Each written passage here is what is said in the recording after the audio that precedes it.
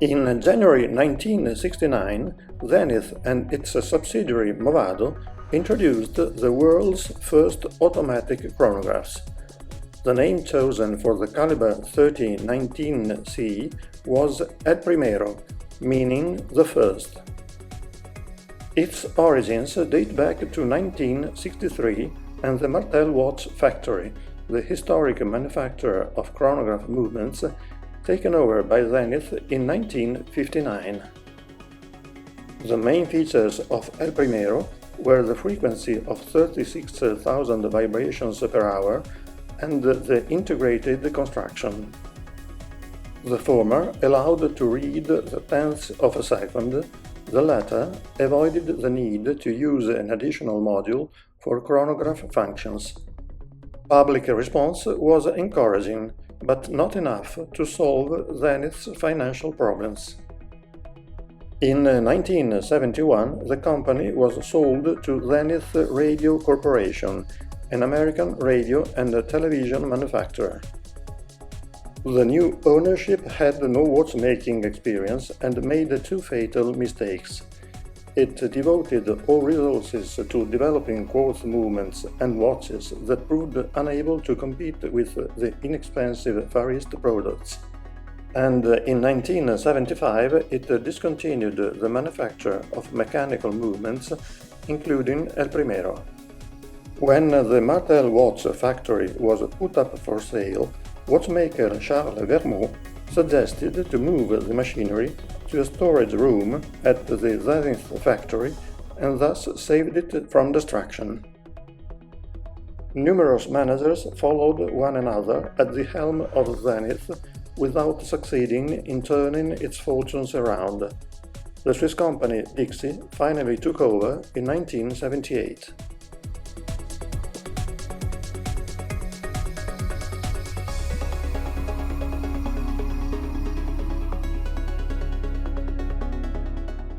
The brand's renaissance and the El Primero's revival, however, were brought about by an outside player. Pierre-Alain Blum was the owner of Ebel, a company that overcame without damage the Swiss industry crisis in the second half of the 1970s thanks to its partnership with Cartier. The French brand reaped major market successes thanks to watches produced by Ebel. In addition, the launch of the Sport Classic collection of quartz watches in 1977, along with its association with events and celebrities from sports and show business, had given the brand international acclaim. Blum had therefore the means to establish his company in the field of high-end mechanical watches. To do so, he decided to combine the sport classic aesthetic with the chronograph movement. He ruled out the ubiquitous caliber Valjoux 7750 and found the solution in buying the unused El Primero movements from Zenith. The latter was unable to perform the assembly and finishing, which were entrusted to New Lemania.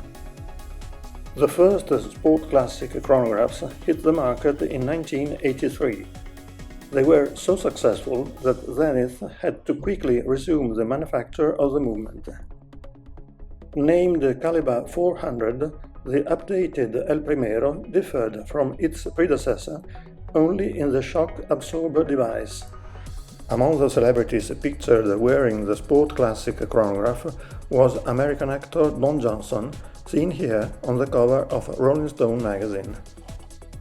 In 1984, Zenith went back to making models equipped with the El Primero movement, first in the full calendar and moon phase version, and then also in the chronograph-only version. The revival of El Primero attracted the attention of Rolex, which was planning to replace the hand-wound Daytona with an automatic model. The company signed a supply contract with Zenith and introduced several changes to Caliber 400 in order to make it compatible with its production and servicing standards.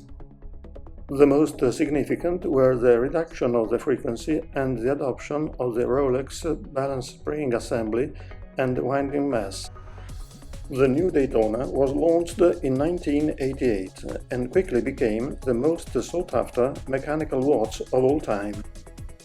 Meanwhile, Zenith expanded the range of models equipped with the El Primero movement. This example with a gold laminated case dates from 1989. Just 5 years after its return to the scene, the renaissance of Zenith El Primero was now a mission complete.